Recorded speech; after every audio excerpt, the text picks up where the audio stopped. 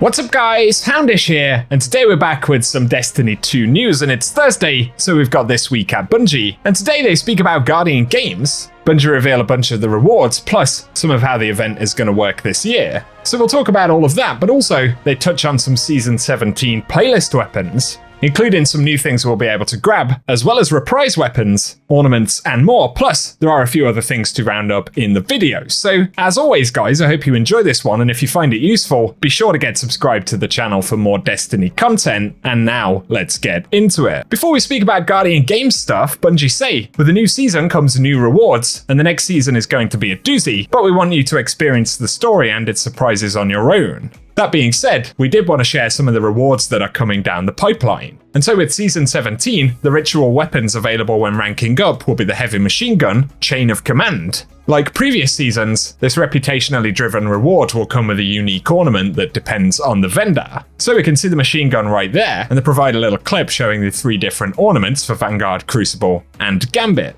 But we don't get any extra details on how the weapon will work just yet. However, they go on to say, for those itching for new playlist weapons, the Crucible will see a new fusion rifle called Riptide. For Gambit, there will be a new shotgun called Dead Weight, and finally for Vanguard, we'll get a bow called Strident Whistle. So those are going to be brand new playlist weapons. Then they say for Nightfall drops, including both standard and adept versions, we're going to see the addition of the Horror's Least pulse rifle once again, as well as the D.F.A hand cannon from back in year 1. So a couple of much older weapons there updated, and the D.F.A I believe will be getting random rolls for the first time. Finally though, they talk about Trials of Osiris, and we'll get a sidearm called Forgiveness, as well as a fusion rifle called Burden of Guilt. They also point out that the Messenger and Sheora's Wrath will be leaving the Season 17 pool. So a little bit of new info right there, and a teaser for some of the weapons. They also say that Season 16's weapons will be shifting over to the standard loot pools with the Crisis Inverted Hand Cannon in Crucible, Herod C auto rifle in Gambit, and the Vanguard shotgun for Tissimo 11. But they'll have more info to share about Season 17 closer to launch date. So give us any thoughts on that little preview right there. They also say that the next Trials Labs will be directly impacted by us. And on May 3rd, players will receive an email from Bungie allowing us to vote for which map we'd like to see in the next rotation. On May 5th, the vote will close and the winning map will be revealed. And they also say if you have any impressive clips from these maps, be sure to send them in with the tag Trials Labs vote. All of the details for that though are in the twab linked below.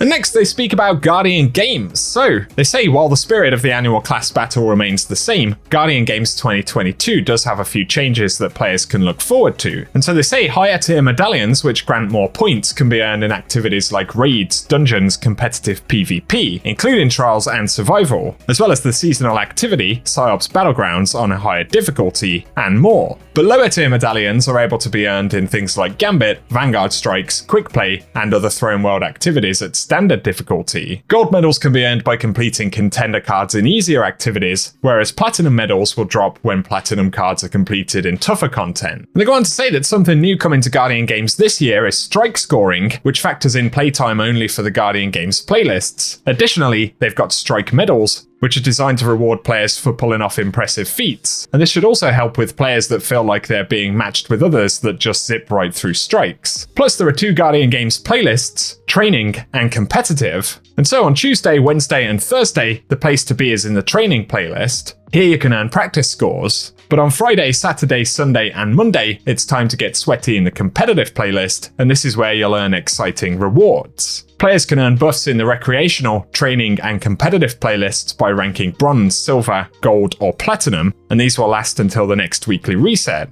And we're able to use these buffs in the regular Vanguard Ops playlist. Also, players are going to be able to unlock torches to light the tower based on their highest score past a certain threshold. So lighting the bronze, silver, gold, and platinum torches grants rewards and a glow that can be seen on the right shoulder of a Guardian's armor. We'll talk about some of the contender cards and things in a moment, but in terms of rewards, they say there will be a new legendary submachine gun called the Title, and they describe it as a Hake Void SMG for the energy slot that is aggressive frame with a unique trait, and this is the origin perk Classic Contender that grants ability energy when final blows are made with the weapon. They say it will come with a bunch of perks, and players will have many opportunities to earn a fully masterworked version with double perks in both the 3rd and 4th columns. So cool to get a look at that. They also say that class items can be earned as well, plus another shot at the Heir Apparent and its catalyst. Additionally though, they say that players that score in the top 10% at the end of the event will get a spiffy new emblem to show off, and the emblem for players that score in the top 10% will be awarded after we combine their highest scores from each week when the event ends. And that's when the combined score will determine who made it to the top of the player base for Guardian Games. So a few new interesting things right there, perhaps we'll get a trailer next week. But to talk a little bit more about some of the contender cards, and also reward packages that we can see in the database.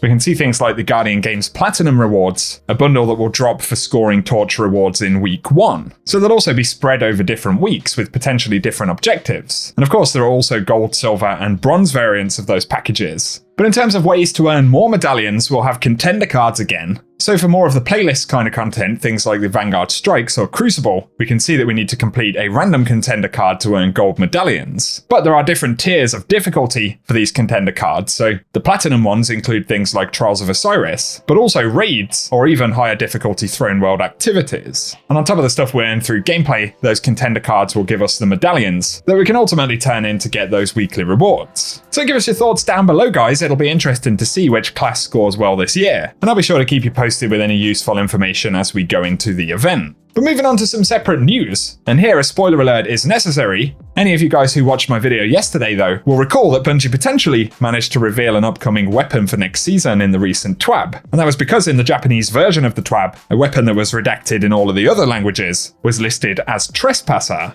And of course that was a Destiny 1 weapon, so there is potential that that's going to be coming back and Bungie accidentally slipped that information out. But Destiny Bulletin updated and said that Japanese version of the TWAB has now been corrected and the weapon is now listed as redacted instead of Trespasser. Some people would say that's a confirmation that it will be a thing, and who knows, maybe that's true, although it was an error in the TWAB as far as Bungie intended it regardless, right? So whether it's true or not is probably something they would fix when this kind of speculation happens. However, once again, give us your thoughts down below. There is a very real possibility that Trespasser will be coming back for Season 17. A final thing to mention, but after the TWAB last week where we got a bunch of sandbox information, a lot of folks on Reddit were saying that the graphs and data that Bungie were providing was a really good way of demonstrating the information. And DMG said that speaking to the team, we'd like to leverage graphs more often in future, but a few issues include that showing graphs frequently can lead to players feeling that we rely solely on data, as opposed to taking into account feedback. The other problem is that some graphs aren't very easy to read, and he also said that sometimes they don't have the opportunity to add graphs like these until last minute, which can then lead us to having to cut them from the TWAB due to lack of localization, and so on. However, he says they are spending more time in the planning stages for TWABs, so we can note good opportunities for graphs and data in the future. So just a few words there about how Bungie are approaching that, some of the issues, and the fact that they're spending more time thinking about these kinds of communication. So I think it's definitely positive stuff personally, but as always, give us your thoughts down below. And for now, that is everything we have to round up in the video. So if you guys have enjoyed this one and found it useful, a rating below really does help us out on the channel. Also feel free to get subscribed if you want to be kept up to date with more Destiny content. Very final mention for any of you guys who are still around, you guys may have noticed a super thanks button underneath the video next to the like button, which is pretty much adding the idea of super chats to YouTube videos, where you can basically pin a super thanks comment and make a donation there if you choose to. Obviously it isn't something I expect you guys to do, but just wanted to let you know about the feature and precisely what it is. And if you guys want to show support, that's absolutely awesome, but regardless, as always, I appreciate you all tuning in.